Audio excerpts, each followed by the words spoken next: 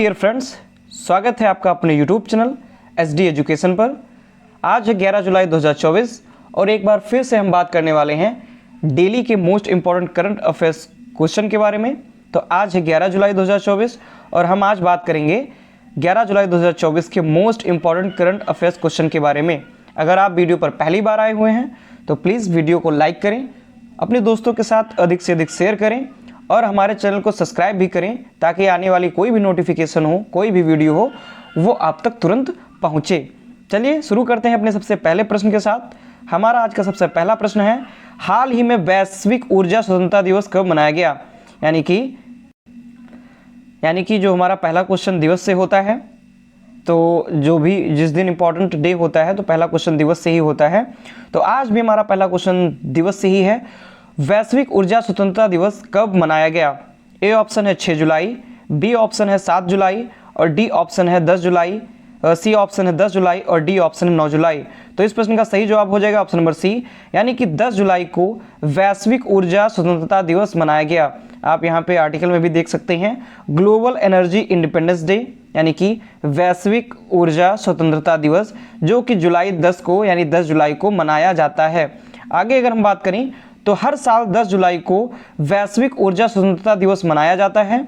इसका जो उद्देश्य है, यानी कि जो वैश्विक ऊर्जा स्वतंत्रता दिवस है, इसके मनाने का उद्देश्य क्या है? तो इसका उद्देश्य वैकल्पिक ईंधन के महत्व के बारे में जागरूकता बढ़ाना है। यानी कि वैकल्पिक ईंधन जो ईंधन होते हैं, यानी कि आप लोग सभी जानते हैं जो नवीकरणीय संसाधन और अनवीकरणीय संसाधन होते हैं, तो वो जो वैकल्पिक ईंधन होते हैं उनके बारे में महत्व फैलाना, जागरूकता फैलाना, उनके महत्व के बारे में लोगों तक जानकारी पहुंचाना इस जो दिवस मनाने का मुख्य उद्देश्य होता है। बात करें तो पहला जो वैश्विक ऊर्जा स्वतंत्रता दिवस था यह 2012 को मनाया गया था। यानी कि फर्स्ट बार यह कब मनाया गया था? 2012 को मनाया गया था। तो तभी से यह प्रत्येक वर्ष 10 जुलाई को मनाया जाने लगा। अगले क्वेश्चन की तरफ हम बढ़ते हैं। तो हमारा अगला क्वेश्चन है, हाल ही में सहकार से समृद्धि कार्यक्रम कहाँ आयोजित हुआ? यानी कि सहकार से समृद्धि जो कार्यक्रम है ये कहाँ पर आयोजित हुआ और किसके द्वारा इसका आयोजन किया गया?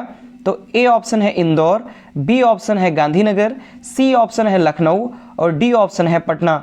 तो इस प्रश्न का सही जवाब है ऑप्शन नंबर बी, यानी कि जो गुजरात है, गुजरात के गांधीनगर में सहकार से समृद्धि कार्यक्रम आयोजित किया गया। आप यहाँ पर देख भी सकते हैं, यह बीच में अमित शाह जी हैं और ये सहकारिता मंत्री भी हैं और इन्हीं के द्वारा यह जो कार्यक्रम है इसका उद्घाटन किया गया, यह कार्यक्रम आयोजित किया गया। तो केंद्रीय जो गृह मंत्री एवं सहकारिता मंत्री श्री अमित शाह ने गुजरात के गांधीनगर में 102वें अंतर्राष्ट्रीय सहकारिता दिवस के अवसर पर आयोजित सहकार से समृद्धि कार्यक्रम को संबोधित किया। यानी कि ये कौन सा 102वां जो अंतर्राष्ट्रीय सहकारिता दिवस है, 102वां मनाया गया। इसी दिवस के अवसर पर सहकार से समृद्धि कार्यक्रम आयोजित किया गया, जो कि गुजरात के गांधीनगर में आयोजित हुआ। और इस कार्यक्रम को किसने संबोधित किया? तो जो अमित शाह जी हैं, क्योंकि ये केंद्रीय गृह मंत्री के साथ साथ सहकारिता मंत्री भी हैं, तो इन्होंने इस कार्यक्रम को संबोधित किया। अब बढ़ते हैं अपने अगले प्रश्न की तरफ। तो हमारा अगला प्रश्न है, यहाँ पर जो 2 लिखा हुआ है तो आप इसको, यहाँ पर जो 3 लिखा हुआ है तो आप इसको 2 कर लीजिएगा, टाइपिंग मिस्टेक हुई है, माफ़ कीजिए इसके लिए। तो ये क्वेश्चन नंबर 2 था। अब बढ़ते हैं क्वेश्चन नंबर 3 की तरफ। तो हमारा क्वेश्चन नंबर 3 है, हाल ही में केंद्रीय मंत्री पीयूष गोयल ने महिला उद्यमियों के लिए लाइसेंस शुल्क में कितने % तक की छूट दी है? यानी कि जो केंद्रीय मंत्री पीयूष गोयल हैं, इन्होंने जो महिला उद्यमी हैं, यानी कि जो महिला कार्यकर्ता हैं, उद्यमी हैं, उद्योग जो व्यापार वगैरह में रहती हैं, कार्य करती हैं उद्योगों में, तो जो महिला उद्यमी हैं उनके लिए लाइसेंस शुल्क में कितने % तक की छूट दी गई है? यानी कि जो लाइसेंस बनवाना होता है जो महिला उद्यमी है इनके लिए, तो लाइसेंस जो शुल्क है, क्योंकि किसी भी उद्योग को अगर आप शुरू करना चाहते हैं तो सबसे पहले उसका लाइसेंस बनवाना होता है। तो इसी प्रकार जो महिला उद्यमी हैं, अगर वो कोई स्टार्टअप शुरू कर रही हैं अपना, वो कुछ भी अगर अपना करना चाह रही हैं, तो उनके लिए जो लाइसेंस शुल्क है उसमें कितने % तक की छूट की गई है? तो ए ऑप्शन है 65%, बी ऑप्शन है 73%, सी ऑप्शन है 80% और डी ऑप्शन है 86%। तो इस प्रश्न का सही जवाब है ऑप्शन नंबर सी, यानी कि जो केंद्रीय मंत्री पीयूष गोयल हैं, इन्होंने महिला उद्यमियों के लिए लाइसेंस शुल्क में 80% तक की छूट दे दी है। यानी कि कितने प्रतिशत तक की छूट मिली हुई है? 80% तक की छूट मिली हुई है। आप यहाँ पे देख भी सकते हैं, पीयूष गोयल जी हैं यहाँ पर। और आगे अगर हम बात करें तो केंद्रीय मंत्री पीयूष गोयल ने महिला उद्यमियों के लिए लाइसेंस शुल्क में 80% तक की छूट की घोषणा की है। 3 जुलाई को उद्योग एवं आंतरिक व्यापार संवर्धन विभाग जो है, इसके द्वारा हितधारक परामर्श का आयोजन भी किया जाएगा। यानी कि इसके साथ साथ हितधारक परामर्श का आयोजन है, यह भी किया जाएगा 3 जुलाई को। तो किसके द्वारा किया जाएगा? तो यह उद्योग एवं आंतरिक व्यापार संवर्धन विभाग के द्वारा यह किया जाएगा। और इसके अलावा जो पीयूष गोयल हैं, इन्होंने महिला उद्यमियों के लिए के लाइसेंस शुल्क में 80% तक की छूट भी दे दी है।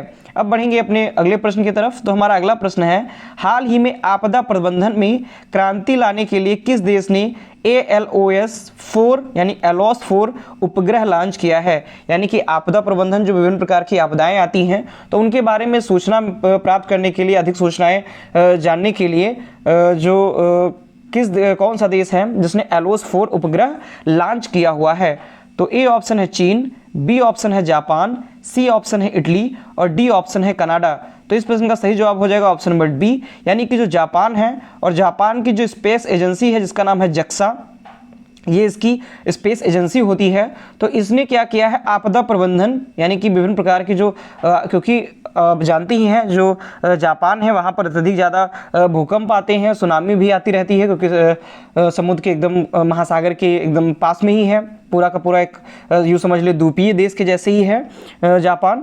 तो वहाँ पर विभिन्न प्रकार की आपदाएं आती हैं, भूकंप भी वहाँ पर सबसे ज़्यादा आता है। तो इन आपदाओं के बारे में पहले से जानकारी पता हो, हमको अच्छी जानकारी, सटीक जानकारी मिले, इसके लिए जो जापान है, जापान की जो स्पेस एजेंसी है JAXA, इसने ALOS यानी ALOS-4 नामक जो उपग्रह है वह लॉन्च किया हुआ है। अब यहाँ पे देख सकते हैं, ये है JAXA। तो आगे हम पॉइंट की अगर हम बात करें तो आपदा प्रबंधन में क्रांति लाने के लिए जापान की जो JAXA है, इसने ALOS-4 नामक उपग्रह लॉन्च किया है, जो कि विभिन्न प्रकार के आपदाओं के बारे में ये जानकारी प्रदान करेगी। आगे अगर हम जापान के बारे में बात करें तो जापान ने ही उन्नत होलोग्राफी युक्त नए नोट जारी किए जो कि जापान में 1000 वर्ष पुराना सोमिनाइस और जापान में 1000 वर्ष पुराना सोमिनसाई महोत्सव भी समाप्त हुआ। यानी कि जापान में 1000 वर्ष पुराना एक उत्सव मनाया जाता था, महोत्सव सोमिनसाई, वह भी अभी जल्द ही समाप्त हुआ है। और जापान ने क्या किया है, जो नोट नई नोटें जो जापान जारी करेगा उसमें उन्नत प्रकार की एक होलोग्राफी तैयार करेगा, जिससे जो नोटों की कालाबाजारी है उसको रोका जा सकेगा। और जापान को समुद्र के अंदर ज्वालामुखी विस्फोट के बाद एक नया द्वीप भी मिला है। यानी कि ये कुछ महत्वपूर्ण पॉइंट हैं जो कि जापान से हैं। जापान को समुद्र के अंदर ज्वालामुखी विस्फोट हुआ। अगला क्वेश्चन है हमारा, हाल ही में 75वां राज्य स्तरीय वन महोत्सव कहाँ आयोजित किया गया है?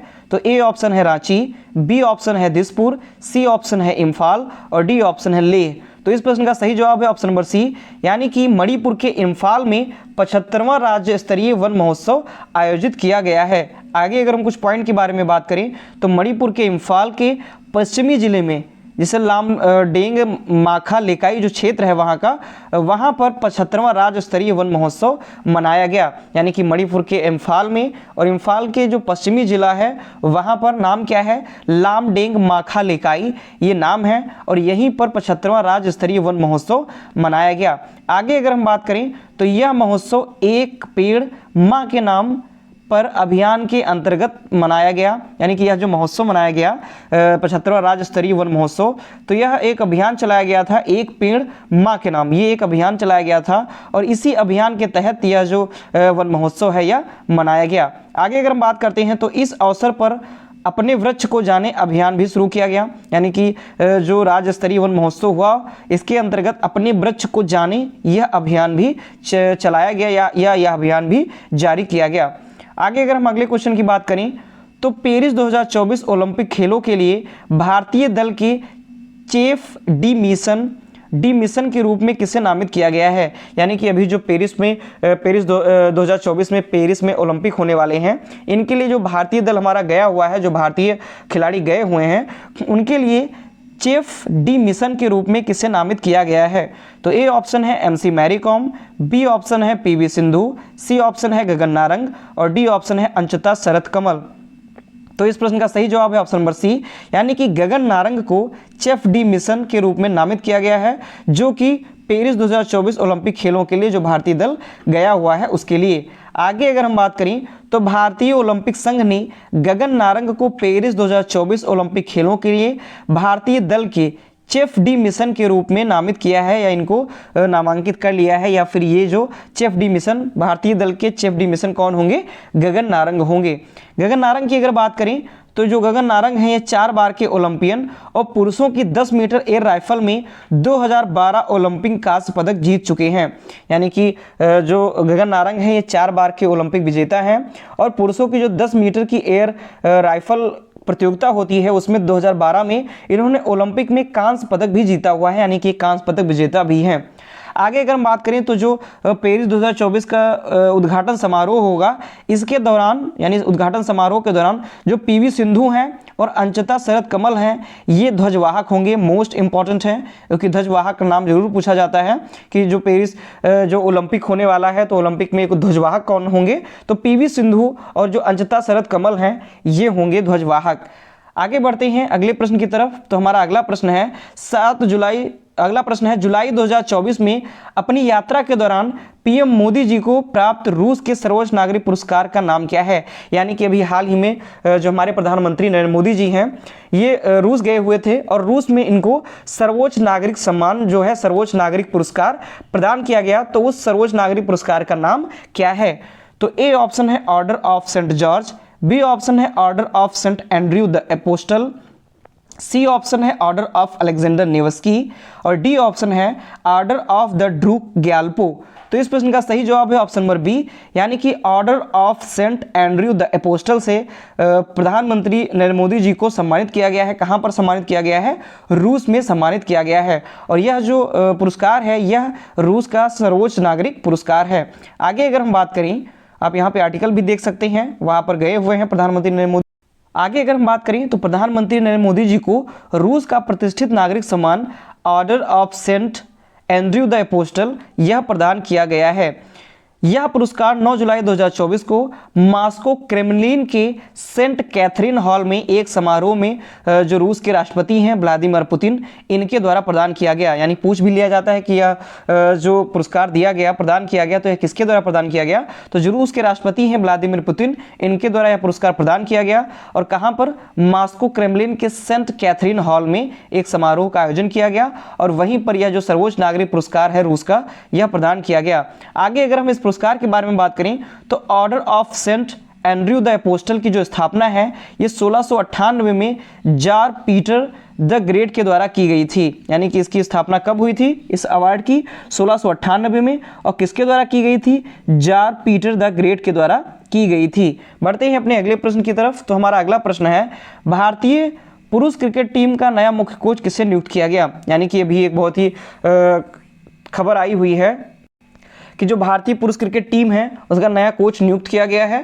तो किसे भारतीय पुरुष क्रिकेट टीम का नया कोच नियुक्त किया गया है? तो ए ऑप्शन है राहुल द्रविड़, बी ऑप्शन है WV रमन, सी ऑप्शन है गौतम गंभीर और डी ऑप्शन है अशोक मल्होत्रा।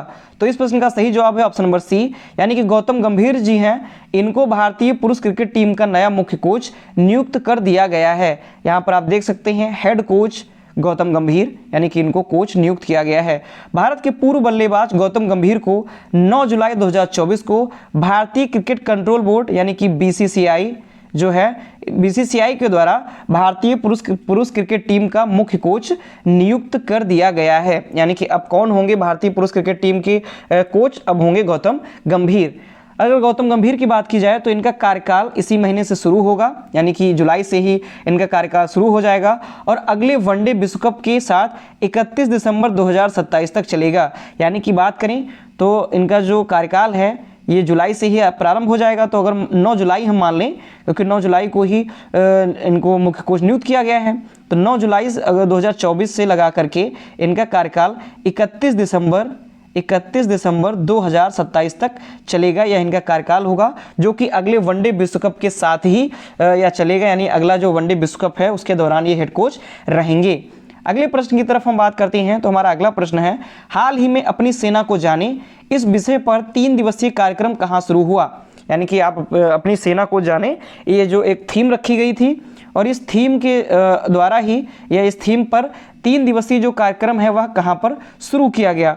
तो ए ऑप्शन है वाराणसी, बी ऑप्शन है पाटन, सी ऑप्शन है लेह और डी ऑप्शन है सूरत। तो इस प्रश्न का सही जवाब है ऑप्शन नंबर सी, यानी कि लेह। लद्दाख के लेह में अपनी सेना को जाने इस थीम पर 3 दिवसीय कार्यक्रम आयोजित किया गया है। बात करें तो अपनी सेना को जाने इस विषय के तहत 2 दिवसीय कार्यक्रम लेह में शुरू हुआ, यानी कि 2 दिवसीय 3 दिवसीय जो कार्यक्रम है, तो अपनी सेना को जाने इस विषय के तहत 2 से 3 दिवसीय जो कार्यक्रम है यह लेह में शुरू हुआ। बात करें अगर तो 1999 के कारगिल युद्ध में पाकिस्तान पर जीत की याद में हर साल 26 जुलाई को विजय दिवस मनाया जाता है। कभी कभी पूछ भी लिया जाता है कि विजय दिवस क्यों मनाया जाता है। तो जो विजय दिवस मनाया जाता है 26 जुलाई को, तो यह विजय दिवस मनाया जाता है कि 1999 में जो कारगिल युद्ध हुआ था उसमें भारत जो था वो जीता था, पाकिस्तान को हरा करके जो भारत ने जीत दर्ज की थी, उसी की याद में हर साल 26 जुलाई को विजय दिवस मनाया जाता है।